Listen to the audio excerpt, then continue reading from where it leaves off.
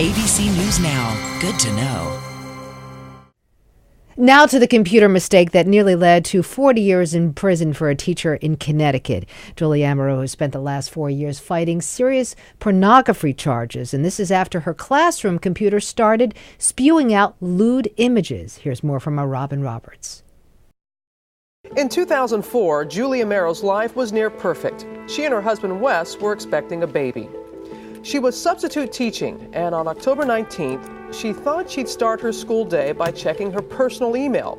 But before she got to do that, she noticed something disturbing. The classroom computer began popping up a flurry of pornographic images.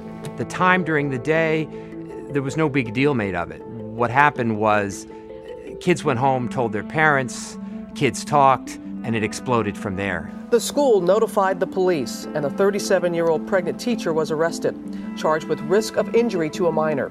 She says she lost her baby while awaiting trial and faced 40 years in prison. During the trial, she testified that she'd been overwhelmed.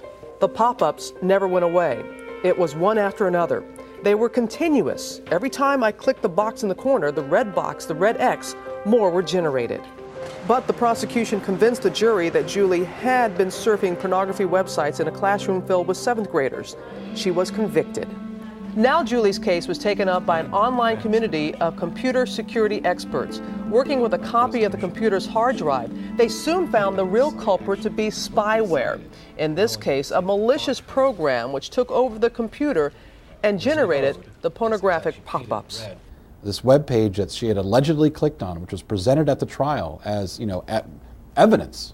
It was clear evidence by the prosecution that she had clicked on this link, and there was absolutely everything indicated to the exact contrary, that she had not clicked on that link.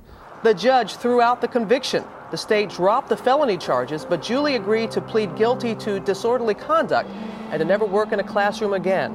4.5 years of her life gone. It's a fascinating glimpse into what can happen to you, if you are arrested in a wrongful situation. And joining us with more is Julie Amaro. So one computer mistake could have led you to be behind bars for 40 years. Yes. Substitute teacher, 7th graders, yes. And all these pornographic images were being shown on the screen. Yes, they were pop-ups. They were pop-ups. When I hear about this, I'm thinking, how come you couldn't get rid of them? Or how come you didn't go to the principal to say, this is what's happening and these kids are going nuts because of these images? Well, in actuality, I had my first break after 3 classes. I ran through the halls down to the teacher's lounge where I met 4 other teachers. I asked the teachers, what's going on with my computer? All 4, that happens here all the time, Julie. One teacher said, you may go tell the vice principal or the principal if you can find him, Julie. And I said, okay. So I ran down to the office. No principal to be found. Found the vice principal. I said, something's going on my computer. What do I do? I'll stop down later. Don't worry about it. And what were the kids doing at the time, Julie? Well, at that point, there was no one in the classroom. No one at the classroom. But at that point. Yeah, okay. Right. But at first they were gazed on the screen. Yeah. Well, in between 3 classes, they were coming up and back and forth trying to peek at the screen. So the principal or whomever went to see your screen, and they just said after that, forget about it? At the end of the day, yes. Nobody spoke to me until the end of the day. All right. It was vice principal, and she said, go home, see you tomorrow, don't worry about it, it always happens. And I worked for the next 3 days, and then I got called to the principal's office.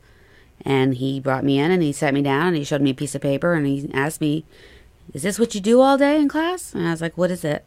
It was 0s and 1s and 9s, HTTPs and letters and numbers. I don't know what they were. And I said, what is that? And he says, that shows what you've been doing today, 3 days ago.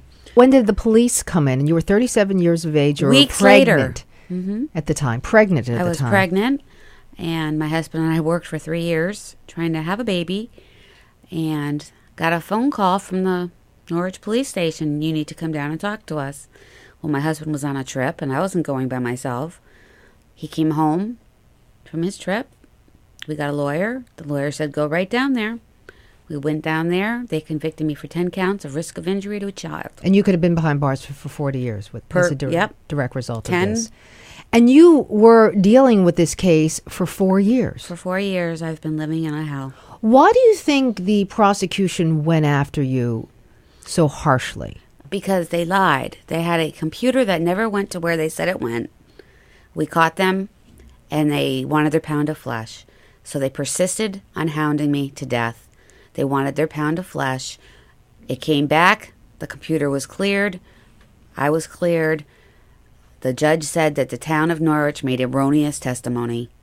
They dropped the case. But you can never work as a teacher again? They took my credentials. I'll never work as a teacher again. How has this ordeal changed your life, Julie? Well, I lost my child. I'll never be able to have a child now. I look every day at people differently. I still believe that there's wonderful, great people out there. You may find a few people that you might think aren't so great, but there's always something good left in there.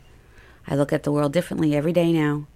I thank God that I'm here. Julie, why did you plead guilty to a misdemeanor count of disorderly conduct?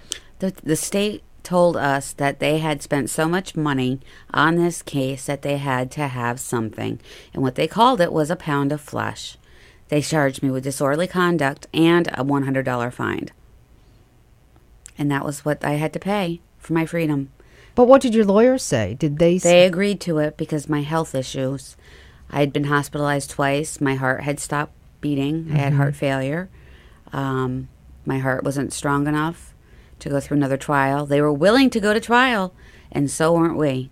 Did any other teachers come out in your defense saying this has None. happened to them before? Because obviously, you know, there's pop-ups that happen every day on the Every screen. day. It can happen to you. It can happen to the bankers. It can happen anywhere at any time. And this was a long struggle for you. 4 years.